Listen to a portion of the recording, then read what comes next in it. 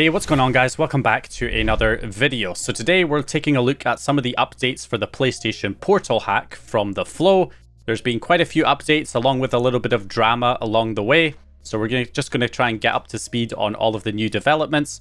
So first of all, if we do a little recap here. So back in February, the Flow said on Twitter that after more than a month of hard work, PPSSPP is running natively on PlayStation Portal. Yes, we hacked it with help from XYZ and Zeta2. So we have a PlayStation Portal hack from the Flow. It's not been released as of yet, where he showed him running a PSP game through a PSP emulator natively on the device, which would hopefully allow us, once it comes out, to run other emulators on the device as well. Not only that, but potentially other operating systems or the ability to access other game streaming services. So it would just open up the PlayStation Portal to be able to do a lot more than what it can currently do, because it's kind of just a one-trick pony at the moment where it's only able to use remote play on the PS5, very limited device. So yeah, having a hack for it would be pretty handy. So a couple of weeks ago, the Flow posted that we responsibly reported the issues to PlayStation and the bugs are now fixed as of firmware 2.06.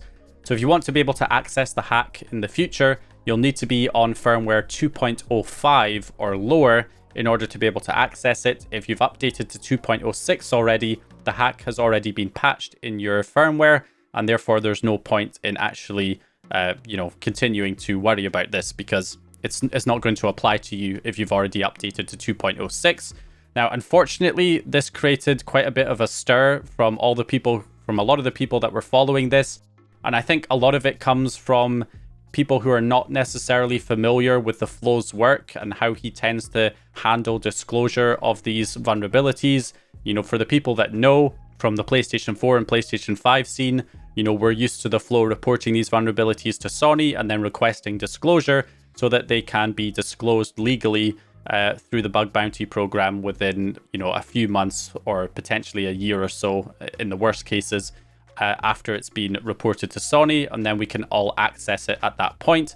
However, I think a lot of people who are following this don't have that context and just thought that, the Flow is potentially just throwing away this exploit. Why would the hacker who's discovered this great exploit just report it to Sony and basically waste it by it being patched in 2.06? I think that was the mentality. There was a lot of comments kind of hating on the Flow after this post was shared. Now, unfortunately, things got even worse when the Flow discovered that the PlayStation Portal forces you to update to the latest firmware when doing the initial setup. And he said, please don't go ahead and buy the device just yet until we figure out if it can be bypassed.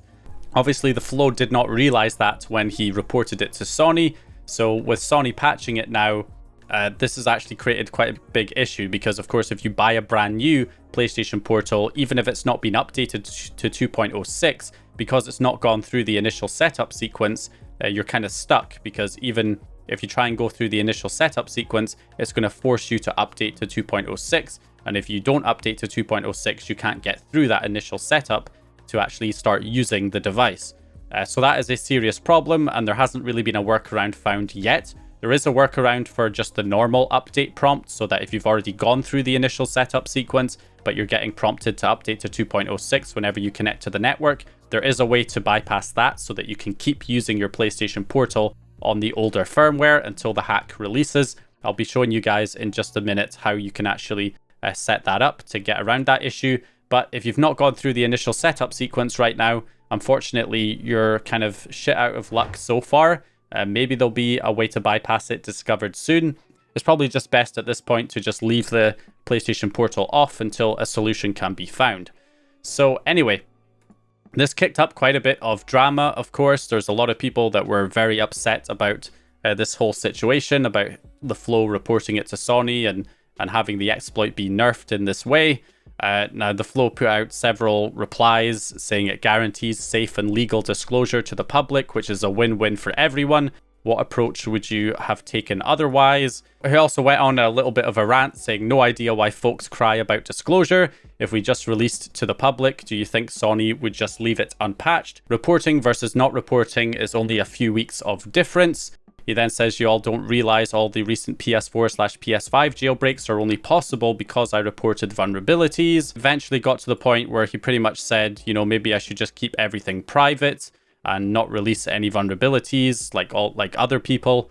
I believe he even may have made his Twitter profile private for a short period of time, but it looks like things might be calming down now, because as of yesterday, the Flow put out another post saying that in order to keep using your PlayStation Portal with your PS5 on 2.05, block this web address here in your router and reboot. Very important, do not factory reset the device, as otherwise it will force you to update.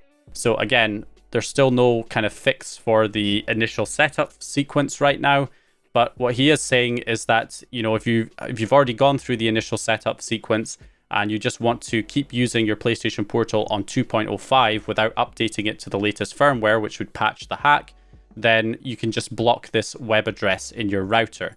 And that appears to be the best way to do it, because if it's blocked in your router, then anytime you connect on your PlayStation Portal to the network, then it will be blocked and you will not get the update prompt. So all I did here with my PlayStation Portal, as you can see right here, it's showing an update prompt where it's wanting me to update to the latest firmware in order to be able to use the device, and there's no way to kind of get around this. So all I had to do was log into my router through the default gateway or the IP address of the router in your URL bar on your internet browser. You just log into your router and then you find the method for blocking websites in your router. It might be a parental control filter or just a website block list or a URL filter. In my router here, I have an ASUS router, so it's in the firewall settings on mine, and there is a URL filter, and I can just set it to the deny list and then add the link in there as one of the websites I want to deny access to. And then I just apply that, and that web address is then blocked. So dwc.dl.playstation.net, you want to block that in your router. And then from there, when I reboot my PlayStation Portal, you will see that it will no longer give me the update prompt because it's not getting the information from Sony that there's a new update available, because that web address is being blocked. So that is the best way to do it at the moment. Potentially you could use, you know, DNS stuff or a proxy, or there's other ways that it could be done, but this is probably just the best way to do it in general. Most routers will have a method of blocking websites. So that is the way to do it right now. Block that address in your router. And then, as you can see here, I'm now able to use the PlayStation Portal. It's no longer giving me the update prompt. And if I check my my firmware version here in the device settings, you can see I am on 2.05. So my PlayStation Portal is vulnerable to the hack, and I'll be able to use the hack once it comes out. And I'm still able to use the PlayStation Portal in the meantime to connect to my PS5 and continue using it as normal. So that's what I would recommend right now for anybody that's already gone through the initial setup phase but hasn't updated to 2.06 yet. Block that web address in your router so you can keep using your PlayStation Portal in the meantime until the hack is released. So that's the way to go right now. Unfortunately, we'll just have to wait and see if we get some other way to bypass the initial setup update prompt at some point in the future. Until then, if you're running into that issue, you're best off just leaving your PlayStation Portal in the closet and not touching it unless you really want to use it, in which case you can update to 2.06, but you won't be able to take advantage of the hack when it releases. So yeah, that's the situation. Bit unfortunate, but the Flow obviously didn't realize that was a problem until after he already reported it to Sony. So it's just a bit of an unfortunate situation there. It basically means that it's not really a good idea, I guess, to go out and try and buy a brand new PlayStation Portal that might still be on 2.05, because you'll have to go through the initial setup sequence and you won't be able to get past it without updating. So that's a big issue. So if you are still planning on trying to get one so that you can take advantage of the hack when it comes out, then I suppose the best way to go about it right now would be to look for a pre-owned system on eBay that hasn't been updated, where the person who owned it previously will have already gone through the initial setup phase. And yeah, you could find out from the seller if it's on 2.05 and then buy it at that point. But this really seems like a hack that is going to really just benefit people who already own the device currently, who already bought it a while ago, have gone through the initial setup on the older firmware and are not updating it. So yeah, anyway, that's the situation right now with the PlayStation Portal hack. That's everything brought up to speed. any new developments come out that are significant, I will do another update here. So hope you guys enjoyed this video or found the information useful. If you did, please leave a like and a subscribe. And once again, I'll hopefully see you guys in the next one.